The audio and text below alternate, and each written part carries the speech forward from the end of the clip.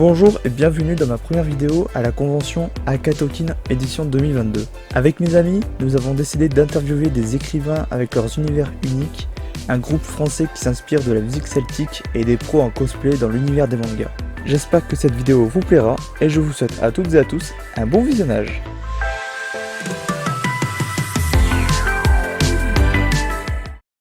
Alors je suis avec Madame Guillaume, bon, bienvenue et merci de nous accorder du temps pour notre petite interview. Comment ça se passe ici? C'est très bon enfant, c'est une très belle ambiance, et on est dans la sauce quoi, on est bien, on est en famille. Est-ce que c'est votre première convention ici depuis longtemps ou c'est votre première fois? Non, c'est pas ma première convention, par contre c'est ma première convention, on va dire spécifique manga et science-fiction, ça oui. Depuis combien de temps vous faites des livres, vous faites combien de livres en tout? Alors ma première publication c'est l'année dernière, donc en 2021. Après écrire, j'écris depuis toujours, voilà, mais j'avais jamais osé publier avant. Pouvez-vous nous parler de vos romans? Oui, en fait donc j'écris de la romance fantastique et en profitant de la romance fantastique, je vais traiter des sujets sociaux, écologiques et du quotidien. Donc dans les vécus de chaque personnage. Donc il y aura du fantastique, il y aura du fantasy, il y aura aussi de la peau. Voilà.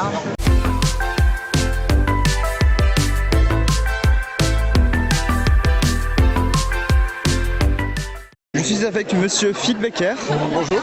Bonjour, enchanté. Enchanté. Merci de nous accorder du temps pour la petite interview. Merci à vous. Et comment ça se passe de votre côté? Écoutez, moi je découvre un petit peu ce milieu-là et je me rends compte d'une chose, c'est que le bonheur il est dans le geek. Et c'est un plaisir de voir des gens qui se prennent pas au sérieux, qui sourient.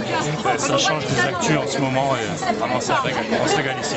Est-ce que c'est votre première convention depuis longtemps ou c'est J'avais fait il y a longtemps la convention Akatokin à Canet, quand elle était encore à Canet. Et c'était peut-être en prémisse encore, hein, c'était déjà, on sentait cette ambiance qui montait, et là c'est encore plus présent aujourd'hui je pense. Depuis combien de temps vous exercez votre métier? Alors moi j'écris depuis 2007, donc j'ai commencé par des nouvelles en fait qui ont été publiées directement.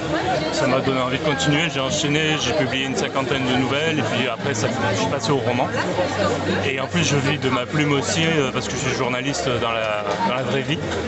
Donc voilà, j'écris tout. Pouvez-vous nous parler de vos romans? Alors oui, le premier roman qui s'appelle Le Lycan Blanc, c'est une histoire de loup-garou qui fait partie d'un univers où il y a plusieurs auteurs. Donc j'ai écrit un des volumes et c'est une histoire assez trash du loup-garou où on reconnaît bien les décors d'ici, du département. On a un peu reproduit cet univers-là en local. Et ensuite j'ai un recueil de nouvelles fantastiques, noires, science-fiction, assez glauque. C'est pas à mettre entre toutes les mains. Donc voilà, c'est le trait sur l'imaginaire avec un intrus, le troisième volume le troisième roman pardon, qui est un livre sur l'intérim et les petits boulots où les gens qui ont un peu galéré dans les jobs d'été et tout ça vont se reconnaître assez facilement je pense. Voilà.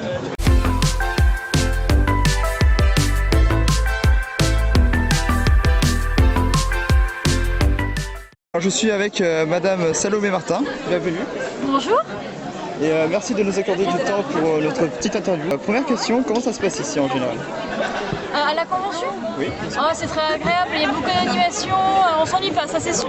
Est-ce que c'est votre première convention depuis longtemps?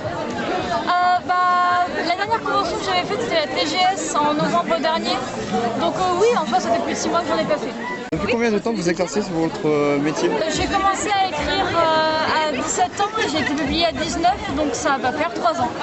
Pouvez-vous nous parler de votre roman? Bien sûr, c'est un roman de fantasy et de steampunk qui se déroule dans un univers que j'ai moi-même créé, qui parle de deux pays qui se sont fait la guerre 1000 ans avant le début du roman et qui décident de signer un traité de paix.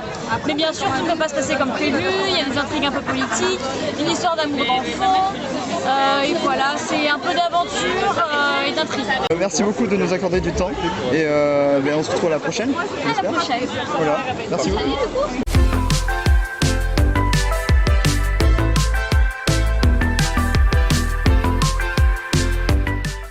Je suis avec Monsieur Franck juste après, bienvenue. Et merci de nous accorder du temps pour notre interview. Avec plaisir. Et première question, comment ça se passe ici? Ça se passe très bien. Il y a eu beaucoup de monde dès le début, quoi. Donc on était un peu, on savait pas s'il y avait beaucoup de monde parce qu'il y a beaucoup d'autres choses qui se passent à côté. Et finalement, ce qui est rempli dès le début, c'est vraiment super ambiance. Beaucoup de monde, beaucoup de ventes, je suis content. Je suis là pour vendre et en fait c'est mon monde. Donc en fait mon livre, j'ai 3 enfants, mon livre c'est mon 4e bébé. Donc ça me fait super plaisir à chaque fois, quoi. Et il y a vraiment très bonne ambiance, beaucoup de monde et on est super content. C'est difficile de s'entendre. Ça c'est le truc, des fois quand je dois expliquer justement un peu ce qu'il en est de mes bouquins ou quoi. C'est un peu difficile, mais en même temps c'est excellent, il y a une ambiance de fou, quoi, comme vous entendez. Est-ce que c'est votre première convention ici depuis longtemps ou c'est votre vraie première fois? En fait j'ai fait tous les Akatokines. C'est vraiment, j'en ai fait d'autres, mais ça c'est un peu une convention de cœur. Bon, je suis de Perpignan, donc en plus voilà, c'est à côté. Bon, les gens sont devenus mes amis, la moitié des gens qui sont ici je les connais. Donc c'est toujours un plaisir de les revoir et de revoir tout le monde. Puis quand on fait des livres comme ça et que vous avez une suite, les gens ils reviennent après à chaque année vous voir, il y a le numéro 2, il y a le numéro 3. Là maintenant je suis sur Cassiel et l'année prochaine j'aurai le 2e qui sera sorti. Et les gens qui ont acheté le premier, ils vont venir me voir et voilà. Ici c'est une grande famille, ça c'est bien. Là vous êtes sur un truc, la moitié des gens se connaissent. Et quand on se connaît pas, on va se voir. Chacun du fois on va dans des stands acheter les trucs des autres, quoi. C'est vraiment, ça fait familial. Par rapport aux autres conventions, c'est un peu le fric, et chacun est de son côté, essaye de vendre. Et là, tout le monde, les auteurs sont en train de discuter, voilà, on est vraiment... c'est familial, il n'y a pas d'autre mot. Qu'est-ce qui vous a donné envie d'exercer votre métier d'auteur? Moi, à la base déjà, je faisais des jeux de rôle. Et un jour, j'étais en train d'en écrire un pour jouer avec des amis, quoi. Je me suis dit, putain, ça pourrait faire un livre, quoi. Et ben, ça a fait un livre. Et du coup, c'est venu tout bête comme ça. C'est en écrivant un scénario pour un jeu de rôle, genre Donjons et Dragons. Je me suis dit, putain, mais allez, pourquoi pas. Dernière question, pouvez-vous nous parler de votre roman? À la base, c'est une guerre entre le paradis et l'enfer. Donc en fait, c'est les anges qui sont en train de perdre cette guerre, donc qui viennent sur Terre. Il y a l'archange Michel qui vient sur Terre pour former les guerriers humains à se battre contre les démons. Et Cassiel qui est là, c'est l'un de ces guerriers-là et c'est son histoire et l'histoire des autres personnages. Il y a beaucoup de personnages. J'en ai dans le premier, il y en a 7. Il y en a 3 autres qui arrivent après. Je pense que dans le 4e, on en est à plus de 20. Et je me régale à créer et chacun a vraiment une personnalité propre, qui est vraiment, ils sont tous différents. Et voilà, je me régale à les faire et à faire des interactions entre eux et je suis pas prêt de m'arrêter. Eh bien, merci beaucoup. Merci à vous. Je sais que c'est difficile là. C'est très difficile. Bravo à vous qui arrivez à bien. On essaye. Et merci beaucoup pour cette interview et puis à la prochaine. Eh bien, avec plaisir.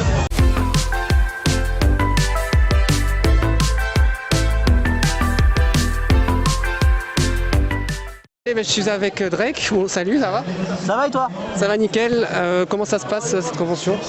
Ça se passe bien, il y a de l'animation, ça fait chouette. C'est la première fois que tu es en convention ou tu as déjà fait plusieurs conventions? Ah non, rien que la Akatokine, c'est la 4e année consécutive dont je viens. Donc je commence à bien connaître et je fais à peu près entre 30 et 40 conventions par an. Du coup, tu es auteur de fantasy, écrivain de fantasy. Est-ce que tu peux nous dire qu'est-ce qui t'a fait envie d'exercer dans l'écriture? Alors la création d'univers, c'est une passion. Pouvoir faire un univers et pouvoir le véhiculer, ça a toujours été une passion que j'ai voulu. Il fallait maintenant trouver un support. Ça a été du coup l'écriture. Pour l'instant, 4 tomes sont sortis et là, je suis en train de terminer le 5e. Est-ce que tu peux nous décrire un petit peu le roman que tu écris? Alors, c'est toujours un peu compliqué d'expliquer enfin un pitch juste d'un roman sans spoiler.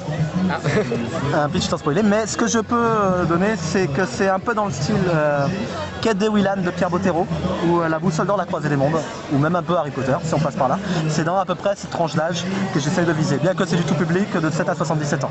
On suit l'histoire véritablement d'une jeune fille qui s'appelle Natacha, qui vient de notre monde, qui va, je ne dis pas comment, mais se retrouver dans un autre, où la science est extrêmement différente, qui ressemble énormément à de la magie, où on se base sur des pentacles que l'on dessine, et lorsque les active, il y a un effet élémentaire qui se crée. Et ce qui est étonnant, c'est que s'il y a un point, un trait ou une poussière qui ne devrait pas être dans son patac, ça peut faire un effet complètement différent de ce qui est prévu à la base. Chaque personne est un élément, tout le monde a une question avec une logique élémentaire qui est bien précise. Il y a d'autres peuples, d'autres races, d'autres choses et surtout énormément d'enjeux puisque cette jeune fille a un objet, un souvenir de sa grand-mère dont des gens seraient prêts à tuer pour avoir dans cet autre monde.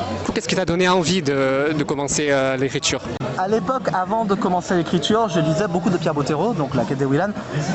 Et c'était un écrivain français et je crois que me dire que si ce gars avait réussi à écrire comme ça, je me demandais pourquoi je n'y arriverais pas non plus à partager aussi les univers comme il le décrit si bien.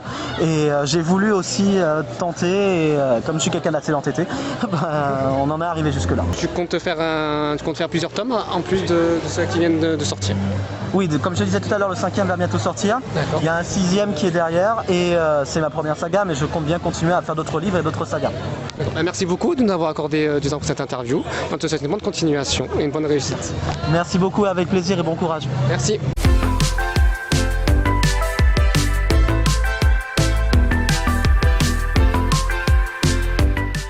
Je suis avec Franck, bienvenue. Enchanté, merci. Et merci beaucoup de nous accorder du temps pour notre interview. Et première question, comment ça se passe ici? C'est trop cool L'ambiance est super en tout cas. Dans ces conventions, il y a toujours des bonnes ambiances. Donc on est toujours bien accueillis. Et puis c'est chouette de voir que des passionnés comme ça se retrouver. Enfin, c'est génial. Depuis combien de temps vous faites toutes ces belles figurines? Alors d'abord j'ai démarré par l'impression 3D fil classique. Donc c'était il y a 4 ans à peu près. Donc c'était vraiment l'impression 3D fil. Et il y a 2 ans je me suis lancé dans l'impression 3D résine. Et à partir de là j'ai commencé à me mettre vraiment à la peinture. Donc ça fait vraiment 2 ans que je fais ça vraiment à fond. Qu'est-ce qui vous a donné envie d'exercer cette forme d'art? Déjà à la base c'est vraiment la passion du jeu vidéo. Donc de pouvoir représenter des personnages iconiques des jeux que j'adorais, déjà c'était la première chose. Puis après les mangas ou les films comme The Mask ou comme Star Wars, voilà, c'est vraiment des univers que j'adore et c'est ça qui m'a donné envie de reproduire des goodies ou des items des films quoi. Ça vous prend combien de temps en général de faire une seule figurine? Alors ça dépend des modèles, c'est pas parce qu'ils sont grands qu'ils sont longs à faire ou ainsi de suite. Par contre, en gros il y a une quinzaine d'heures de peinture et de préparation et après sur des modèles très détaillés je peux aller jusqu'à 25-30 heures à peu près. Ça dépend vraiment des modèles. Mais par exemple le fil là, j'ai passé entre 20 et 25 heures à peu près de peinture. Bon l'impression, il y a 30 heures d'impression mais la machine fait ça toute seule donc moi je fais rien. Là ça fait tout seul. Après il y a à peu près 4-5 heures de préparation, de ponçage, nettoyage et ensuite c'est on va dire en moyenne une vingtaine d'heures à peu près. Voilà. Écoutez, merci beaucoup. Avec plaisir. Merci beaucoup pour cette interview et j'espère vous revoir bientôt. Avec plaisir, pas de soucis. Merci beaucoup.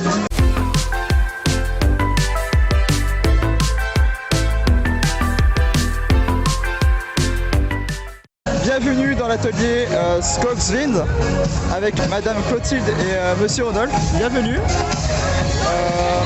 Première question, très simple mais très basique. Comment allez-vous?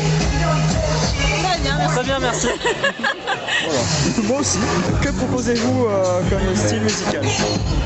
Alors nous on fait beaucoup de musique celtique, des reprises de films, de jeux vidéo et quelques musiques aussi d'adaptation un peu folk ou dansante.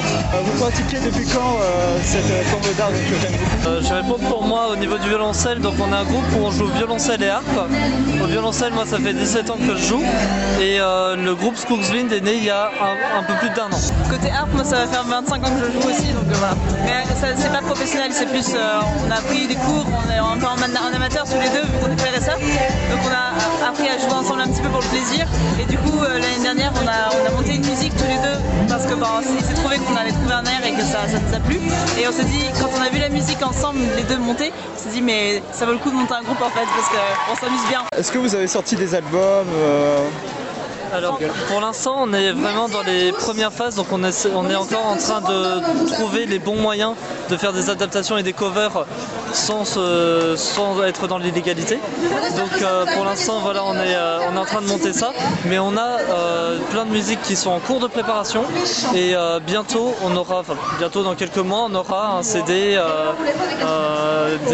d'autres vidéos sur la chaîne YouTube, etc. Mais pour l'instant on va dire que le terrain est préparé pour accueillir ces musiques-là. Qu'est-ce qui vous a donné envie de vous lancer là-dessus, dans la musique? Je sais, c'est pas facile.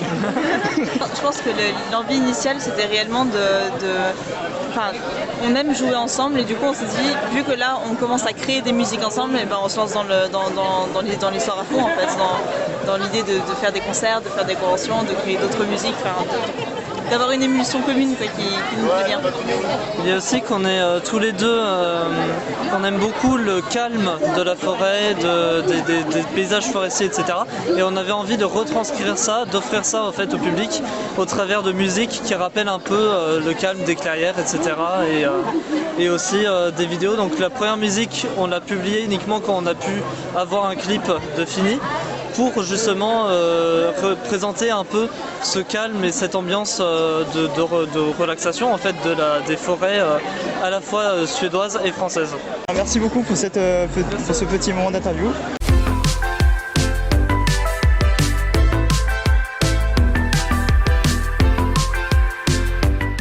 Bienvenue dans le stand des cosplayers. Bienvenue dans l'interview.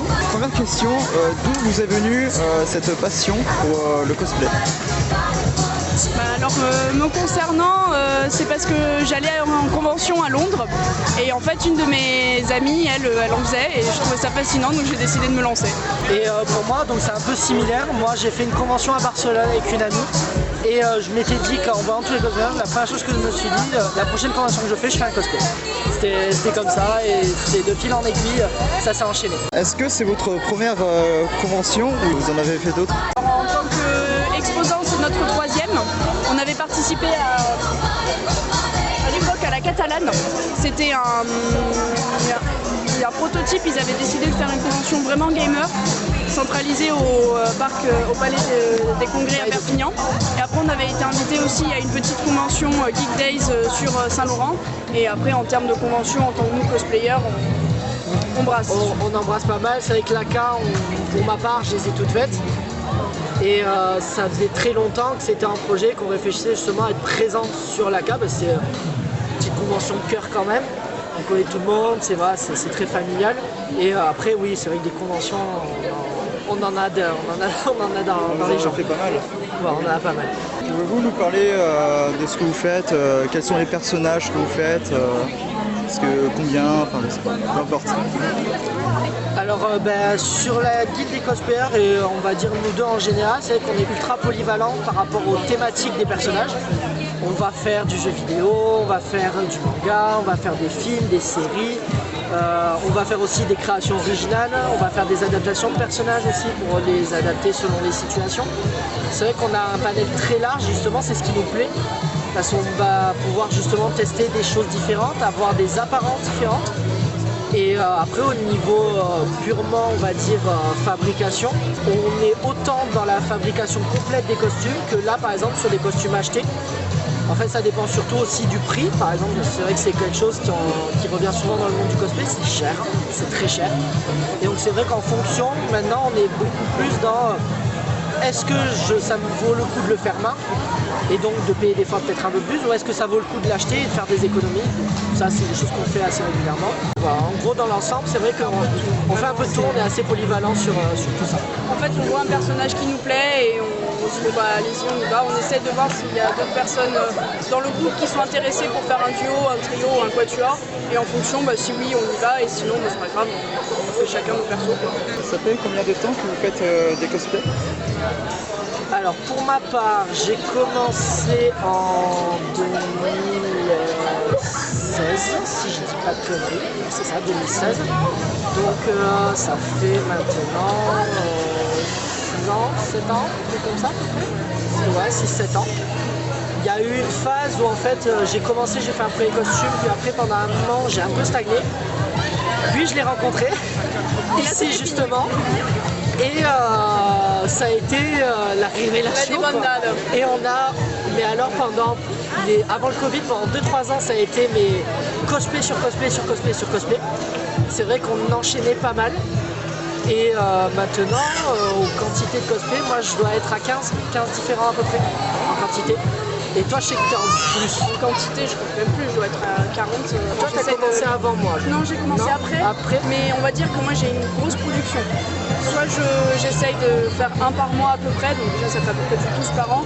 Et là, en ce moment, étant donné que j'ai un gros objectif professionnel, j'ai pas le temps malheureusement de confectionner mes costumes. Du coup, je les achète. Et en fait, après, je les revends. Du coup, ça me permet de financer d'autres costumes après, donc d'avoir quand même un roulement assez impressionnant. Et c'est vrai que moi, justement, à l'inverse, je suis plutôt du genre collectionneur. C'est-à-dire, je fais un cosplay, je vais le garder.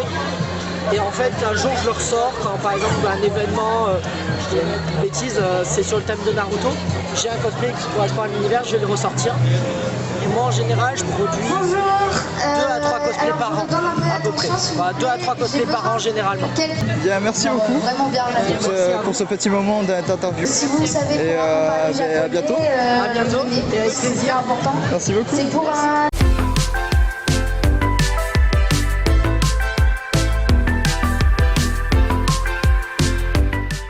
Bienvenue dans le stand des livres de Alexandre Sanchez. Bienvenue à cette interview. Première question, comment ça se passe aujourd'hui ou en général? Ça se passe bien, hein, beaucoup de travail. Je pense que voilà, je fais pas mal de choses et je travaille sur plusieurs projets en même temps, donc je vais peut-être m'approcher, je ne sais pas. Ouais, allô. Donc je disais ou non, beaucoup de travail, je suis sur plusieurs projets en même temps et là j'ai très récemment, du coup comme je te le disais, j'ai signé une BD, donc je suis plutôt content. Puis voilà, on se développe hein, tranquillement. Est-ce que c'est votre première convention ou vous avez fait d'autres conventions? Je suis un habitué des conventions. La Catokine, c'est la 3e fois que je la fais. Mais sinon, je suis dans plein d'autres conventions. Toulouse Game Show, des conventions sur Montpellier. Je fais le Bordeaux Geek Festival il n'y a pas longtemps. Je fais la Paris Games Week aussi. Qu'est-ce qui vous a donné envie d'exercer votre métier d'auteur? Alors globalement, comme je le disais à la table ronde, moi je suis pas, à la base je suis pas dans l'écriture du tout. Moi j'apprécie de dessiner, j'apprécie toutes les formes d'art, mais je me suis lancé dans l'écriture assez tardivement autour du lycée, quand j'ai commencé à écrire pour des amis, scénarios de jeux de rôle, d'aventures, un peu comme ça. J'avais un peu bossé pour des petits jeux vidéo amateurs et j'avais rejoint un forum d'écriture aussi, initialement que pour le contexte, pas forcément pour le côté écriture. Et en fait, de fil en aiguille, je me suis pris de passion. Et voilà, et j'ai sorti mon premier roman et à partir de là, la machine s'est lancée. Je me suis plus arrêté en fait. Quel est le style de vos livres? Quels sont vos univers? Moi, c'est vraiment de l'imaginaire. Donc tout type d'imaginaire, aventure, fantastique, fantasy, science-fiction, du conte pour enfants. Je travaille sur un petit roman à licence, Minecraft, Fortnite, avec la maison d'édition Omake Books. Et comme je disais, aussi de la BD. Voilà, donc je suis vraiment sur tous les de l'imaginaire, j'essaie en tout cas. Et là, actuellement, je suis en train de bosser sur un jeu de rôle aussi.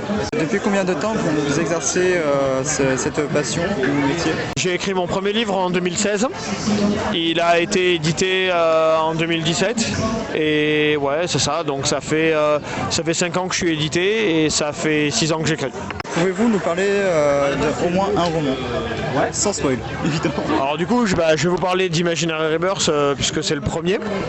Imaginary Rebirth, c'est un roman de fantasy, c'est une saga où on va suivre les aventures de Tobias, qui est un magicien qui tente de réussir ses études pour devenir archimage en fait. Mais le jour de sa remise de diplôme, un événement va se produire. Le château va se faire assiéger par un groupe d'ennemis et Tobias, qui va être accusé à tort, va être donc d'un crime, va être obligé de prendre la fuite et cette fuite va le mener en fait par-delà les frontières de son monde puisque divers événements vont se produire en même temps et des failles vont s'ouvrir un peu partout dans son monde et vont le mener à des réalités parallèles à celles qu'il connaît en fait. Et du coup Imaginary Rebirth, ça va être l'histoire de plein de groupes qui viennent de plein de mondes différents et qui sont amenés à se croiser, à se rencontrer en fait.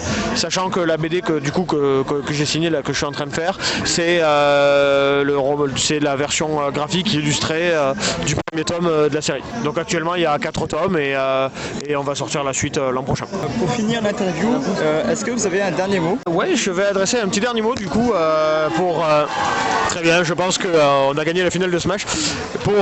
Du coup par rapport à Harp, donc mon compte pour enfants que j'ai fait avec Lou Sanchez qui est une amie d'enfance et que je remercie encore parce que c'est aussi grâce à elle que ce livre existe et j'espère qu'on va le porter loin. Voilà, donc je lui adresse ses remerciements et toute l'amitié que je peux lui porter pour ce livre qu'on a fait et que je suis très heureux d'exposer maintenant. Bien, merci beaucoup pour ce petit moment avec vous en interview. Et puis j'espère vous revoir de ces 4.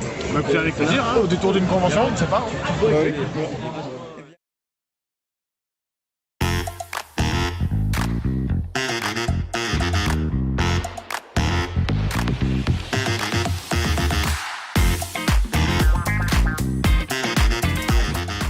Cette convention était riche en découvertes et en bons souvenirs.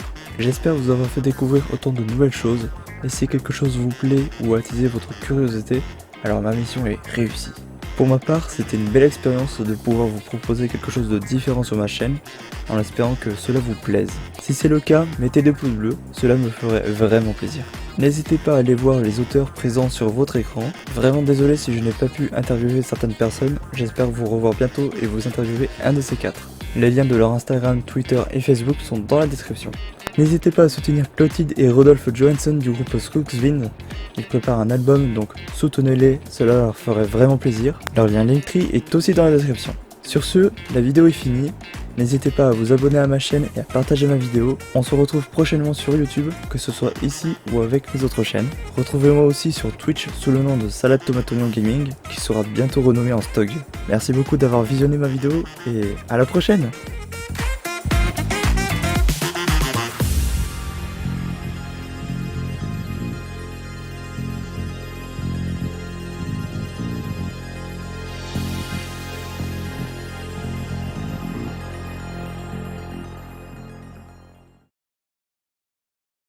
Nick, je suis trop fan de Nick, il a sa tablette Sheikah. Alors j'ai une question toute bête. Depuis quand vous vous servez de votre tablette Sheikah? Quand c'est sorti en même temps que la tablette iPad. 2012 quoi. Mais c'est qu'il a raison Link.